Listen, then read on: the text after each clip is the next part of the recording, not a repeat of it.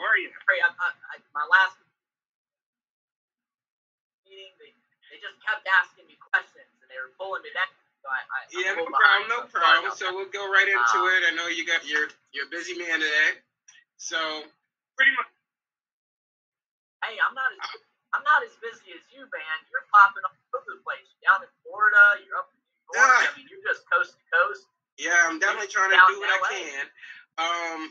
So just a little bit about myself for those that may not know me. My name is Dwight with Max Moving Company. We have a location in New York. I'm also the owner of Max Moving Training, as well as Max Move Management, which is a CRM software I'll be releasing very shortly. But today, what we're going to really be going into is going over company culture, and just to go into what is company culture, I'm just going to read a little statement here or a definition of what company culture is so that I don't baffle it.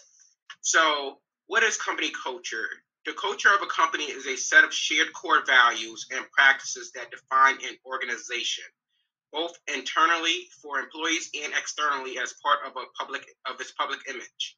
The more well-defined a company culture is, the more likely they are to attract top talent that prioritize shared values. So that brings me to my guest on this live today, Winston, who is the owner of MoveUp Consulting, who sole strategy is all based around this. So Winston, if you want to introduce yourself. Yeah, man. Yeah, thanks for having me, by the way. I think this is great to do. So yeah, my name's Winston. I like Dwight said, I run a company called MoveUp Consulting. We specialize in recruiting, hiring, and retention for the moving and storage industry. We've worked with over 100 moving companies across the U.S. We've been in 30 plus states, pretty much every size market, from a very rural, like small town areas to the big urban cities. So we pretty much have done recruiting and hiring everywhere. And, the thing that I've probably had to learn the most in is not just how to get somebody in the door, but how do you keep them, right? Because some stuff to understand is really what your costs are as a moving company when it comes to turnover. So your turnover costs are really, it's not just like what it costs to recruit and hire someone. It's recruiting, it's hiring, it's onboarding, it's training them, it's opportunity loss. Like, imagine if you didn't lose the person and you had the experienced mover still at your company. Well, you would have been able to create more income and do more stuff. But because you lost that person and you have to replace them, there's now a window where you're not as profitable with your employees. So, yeah, culture is huge, and it's pretty much like, I would dare say, the most important thing for retention. Okay, perfect. So it's a good topic. So let's start off. So I'll start off simple. So on the topic of company culture, what does this mean? I guess to you and your organization. Well, culture is like the Greek word ethos means character. Okay, so the culture is really what the heartbeat is of all the people inside of an organization. And so it's an identity. Think of culture as identity. So every person, every human being probably has like a set of values and ethics that they live by. You may not have them like written and posted on your wall in your living room, but you believe in certain things. A company is the same way. The only thing that makes it different is that there is now a group of people. So there's all these complexities with pulling multiple people under one core vision and one core set of beliefs. So like where you should start as a company to build culture is like you need to define what your beliefs are as a company. I think a lot of people have heard like, hey, you should have like core values and you should have a mission statement. All of those are well and good, but where people go wrong is like they go and make core values and they just like Google core values and they look at a bunch of fancy words online. They pick out four fancy words they like that resonate with them, and then they slap it up on a poster and put it in their office, and then that they think they have core values. And as far away from what core values is as you. And the secret to establishing a belief system inside of your company is delivery. So where most companies don't do a good job is, like, part one is you have to establish what are the core values or what are those beliefs, but then you have to saturate your organization with those beliefs, and that's the delivery part. So, like, talking about them all the time, incorporating them in everything you do with your business, whether that's having, there's like lots of cool ideas that you can do, but like you could have, that weaved into your marketing, right? You could have that on your direct mail stuff. You could have it on your website. You can have it on all your company shirts. You could have a wall in your warehouse or in your office that is like a mural, and it's like a culture wall. And you could have an artist come in and design that, and it has like all your core beliefs on it. You could have weekly and monthly core value trainings. And then every single day as an owner, you could send a message on your team communication chat platform, like if you use GroupMe or Slack or whatever you use, and you could send like a little message or a video every day to your team talking about the beliefs of the company and like the values of the team. So that's the delivery. That's where most companies, that's what they really need to be working on, which is the actionary stuff. Okay, yeah. Awesome. Yeah. So how do you feel like you define this maybe in your organization without telling too many secrets? Yeah, well, our definition, like we have, when it comes to culture, we have 10 core values that MoveUp. For us, like there was no set number that we really were trying to have. I personally, as the owner, sat down. I think I spent probably a good 4 to 5 hour like part of my day and just sat down and like really chewed on it and really thought about like, what do I want my company to be about? Like, why am I in business? Like, I'm not just in business to make an extra $10,000 or an extra $100,000 or an extra $1 million or an extra $100 million. Like, there's something more beyond it than money, because money will eventually not satisfy you. So like there has to be purpose. And so for me, like the definition there is I wanted to build a business that I was really proud of.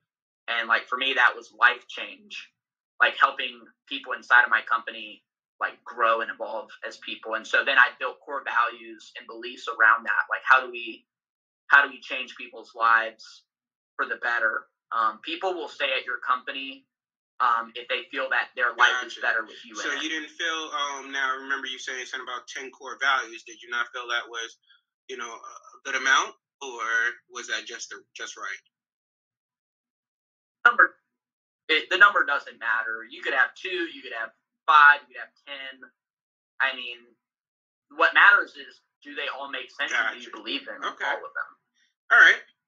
Yeah.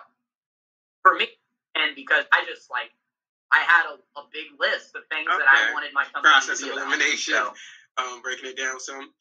Okay, so not to repeat the full definition, but of the company culture, but just this little statement of that definition stood out to me. The culture of a company is a set of shared core values and practices that define an organization. So my question to you, Winston, is how does one create a culture that may be non-existent in an organization? Where do they start? Yeah. Well, here's an interest. So to kind of amend your statement a little bit, every company does have a culture. It's just not every company has a positive culture that they want.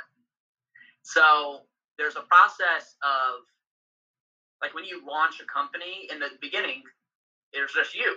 Right? You create an LLC and you got a vision for a business, like there's you. So you yourself have a culture. You have like an energy about you. You have a belief system as a person, right? And so like the way that you then transmit that into your business as you add employees and contractors and vendors, like all those people are kind of parts of your business, right? Is number one, you be a great example of what you believe in. And this is like, I mean, basic stuff. Like, do what you say you're going to do. Don't just talk the talk, walk the walk. Like, you can't just go around saying all these crazy things, but then you don't yourself act on it. So, like, you have to be a great example. And then two is you have to be a great encourager of people. Like, you have to be the flag bearer. As you grow a business bigger and bigger and bigger, you become more of a cheerleader rather than like a technician. So if you're actually working in the business, you're more so cheering on the people that are inside your business, because you're their biggest supporter, right? You got to believe in them. A lot of times, this is especially true with moving companies, is like, you might have a guy that's a mover or driver on your team. That guy might not have anybody that believes in him. And you might be the first person to really believe in him. And you might believe in them more than they believe in themselves.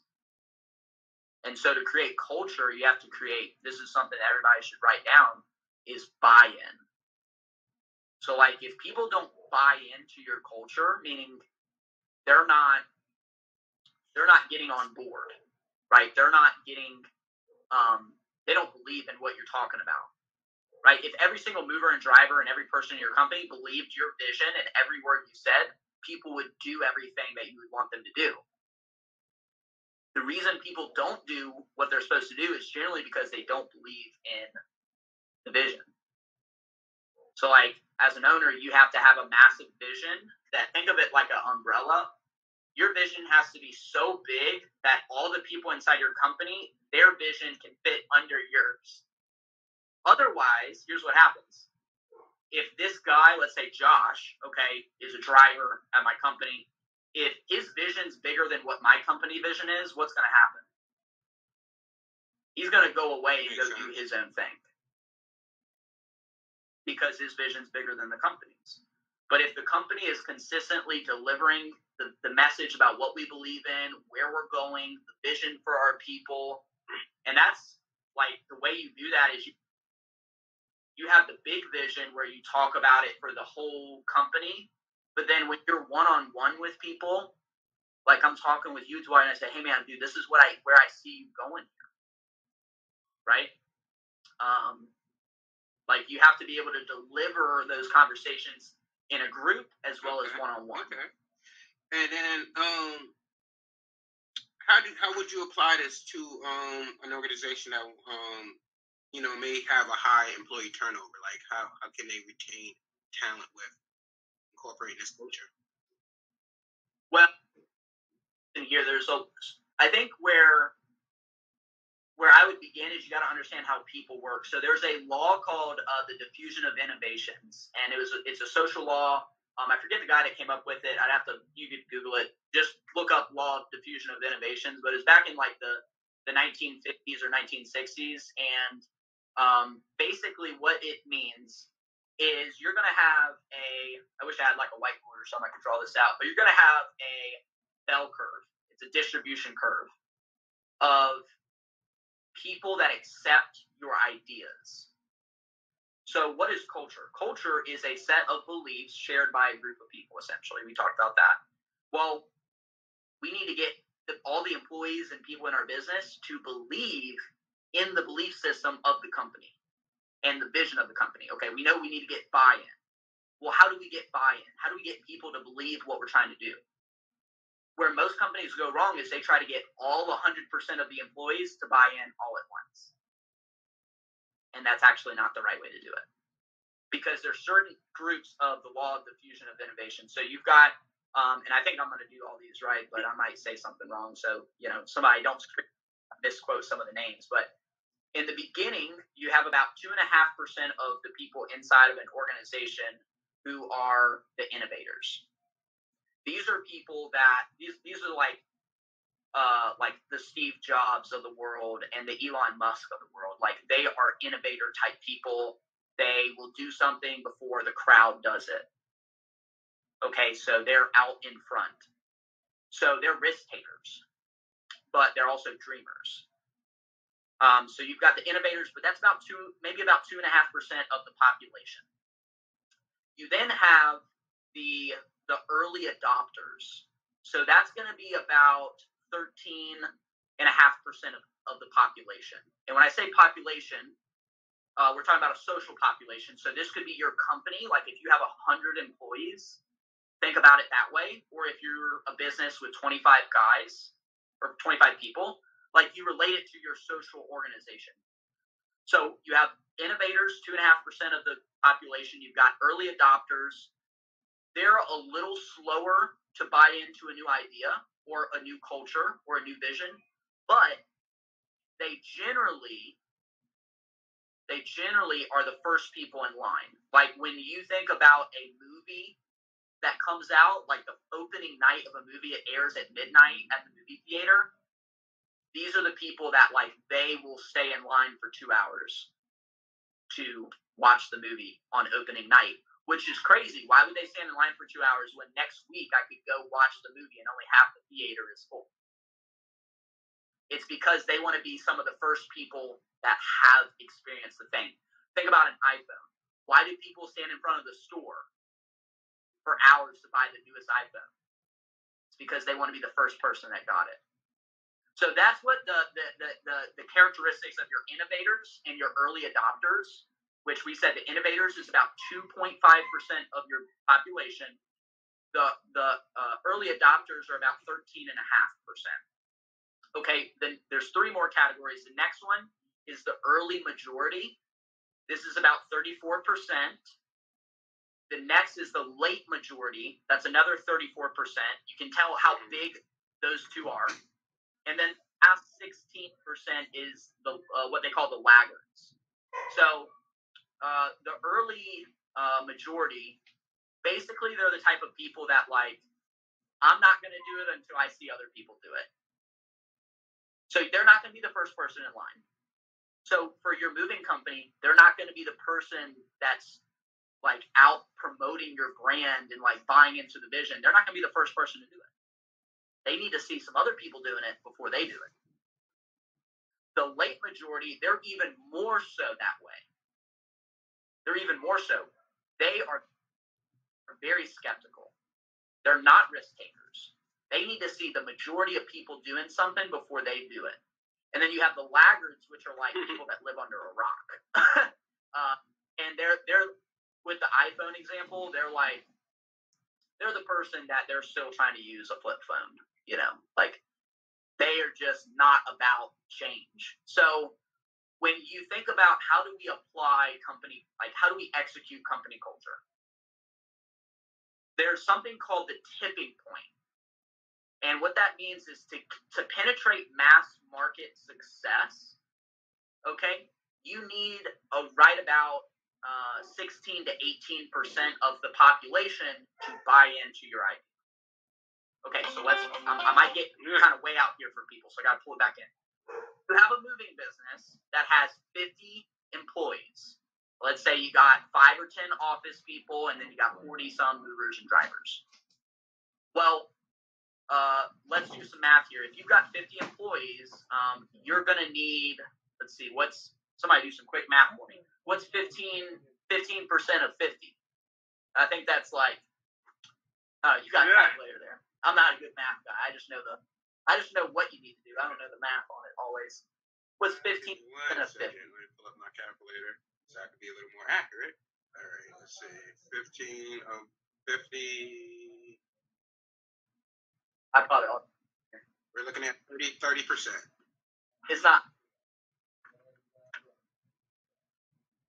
It should be number. So take 50 times 0.1. Really should be 16%. Right. 8 people. Okay, so if you have 50 people, you don't need all 50 people to buy into your culture. You need to start with about your goal should be I need to get 8 to 10 people that are bought in. Okay. And you should focus all your energy in 8 to 10 people. You're not going to win over the majority in the beginning. You need to focus on the innovators and the early adopters, which is about 16 to 18% of your business. Okay? And that's when we talk about application, like how do I get buy-in